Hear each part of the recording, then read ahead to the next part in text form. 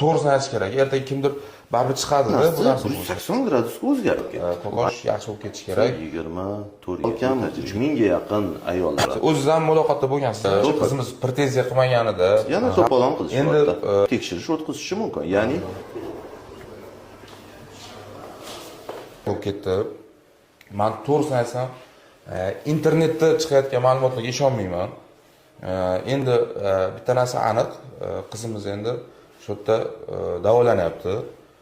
Qanaqa ahvolda, keyingi ahvoli bo'yicha baribir rasmiy ma'lumot kerak.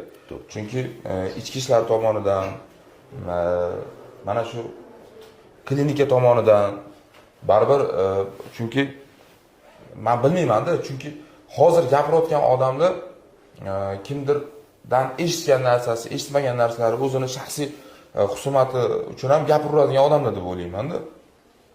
Shuning uchun endi mana shu klinikaning faoliyati davomida siz necha yillik tajribaga ega bo'lasiz? Xudo xolasa 24 yillik tajribaga. 24 yillik tajribaga egasiz. Klinika faoliyat davomida bemorlar tomonidan noroziliklar qay darajada bo'lgan? Faqat to'g'risini aytish kerak. Ertaga kimdir baribir chiqadi-da bu narsa bo'yicha-da. Endi agar norozilikchilik yoki asorat, o'lim holatlari deydigan bo'lsa, o'lim holatlari bo'lmagan. Asorat sifatida ikkilamchi jarohat bitish ehtimoli hamma klinikada, любой davlat muassasasida bor. Bunaqa holatda sanoqli bitta ikkita bo'lgan bo'lishi mumkin, lekin bular hammasi o'zimiz oxirigacha davolab chiqarganmiz. Demak, qizimiz pretenziya qilmaganida, jalba qilmaganida, demak qanchadir vaqtda chiqib ketadi demoqchisiz. To'g'ri. Hozir bularning ahvollari unaqa o'limga olib boradigan, sog'liqqa jiddiy zarar yetkazadigan muammo yo'q. Men o'zim o'shaning uchun hayron bo'lib qoldim. Yo'q, shu darajagacha kelganicha xo'p shu narsani gapda tushuntirish bo'lmadi. Boshida tushuntirdi, hammasini to'g'ri tushundilar.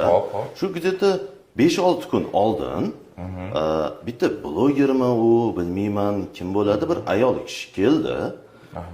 Bemorimiz bilan suhbat o'tkazgandan keyin, masalan, Ko'kosh menga do'stdek bo'lib qoldi. Do'st murojaat qildi. Demak, o'ziz ham inson sifatida yaqindan tanishgansiz, to'g'rimi? Ha, mana undan oldin tanimasdim, shu klinikada tanishdik. Mana shu operatsiya jarayonida va undan keyingi mana shu bir oyning ichida yaqindan tanishgansizlar, to'g'rimi? To'g'ri. O'ziz ham muloqotda bo'lgansizlar? To'g'ri. Bo'sh qoldim deguncha, har kuni emas, через день, через два kirib turardim oldilariga, xabar olib, qarab, aniq qilishga. O'sha ayol kelgandan keyin hamma narsa 180 gradusga o'zgarib ketdi. Men tushuna olmadim. Kimligini bilasizmi? Bir nima bo'pti, o'zi baribir bilish kerak-da. Bir narsa Aripova degandek qilishdi. Bilmayman anig'ini. Otlarini bilmayman, men ko'pchilikni tanimayman. Keyin sal hozir men 5-6 kun ichida stressdaman, sal aniqman. Men bir narsaga tushunmaganim, bu yerda hozir hamma faqat bir tomonning fikrini eshityapti. Ikkinchi tomonni hech kim eshitayotgani yo'q. Birinchisi, ikkinchisi, balki bu ularning tilligusida hype deydimi yoki bir подписчик olish uchun qilinayotgan narsami? Men o'zim hayron bo'lib qoldim. Endi mana biz ham mana shu PR ichida yuramiz, bilasiz. Katta PRlar qilamiz, lekin baribir jiddiy hujjat bilan bo'ladigan ishlar, lekin sog'lik bilan jiddiy odamlar aralashgan joylarda unaqa aralashtirmaymiz.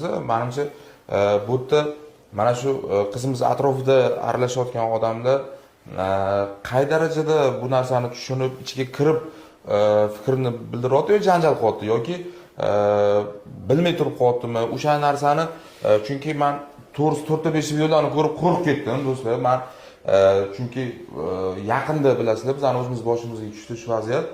Endi aniq, to'g'ri va to'liq nima deydi?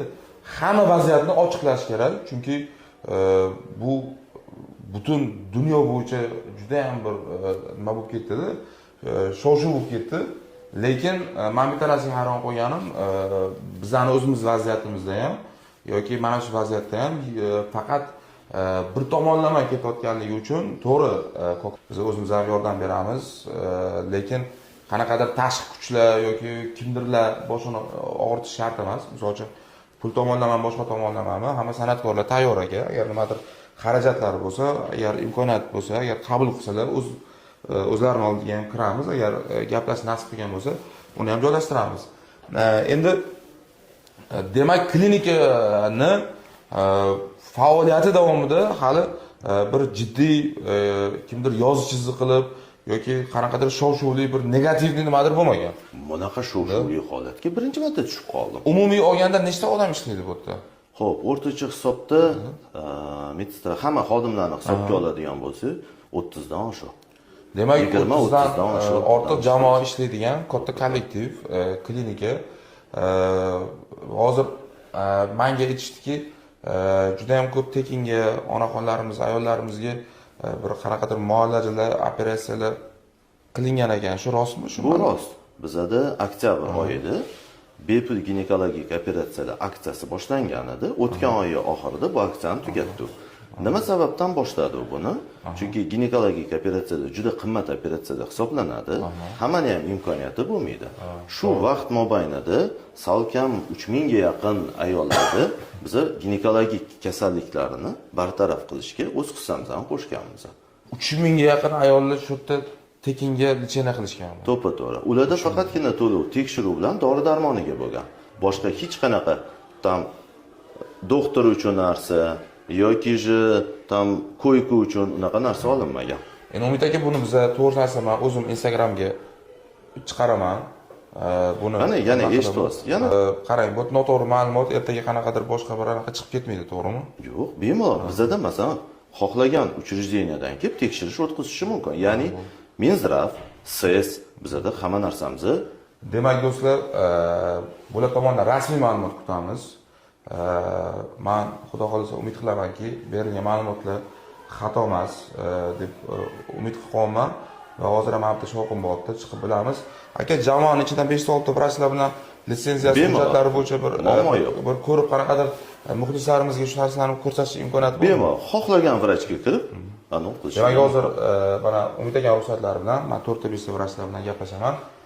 Imkon bo'lishi bilan Kokosh o'zi bilan video joylashtiraman. Kuzatishda davom eting. Turmayapti, o'zicha aqlli qoti, lekin bu o'zi men qatori odam bu. Hozir mana shu vrach formasiga qarab, siz ayb yo'q aka.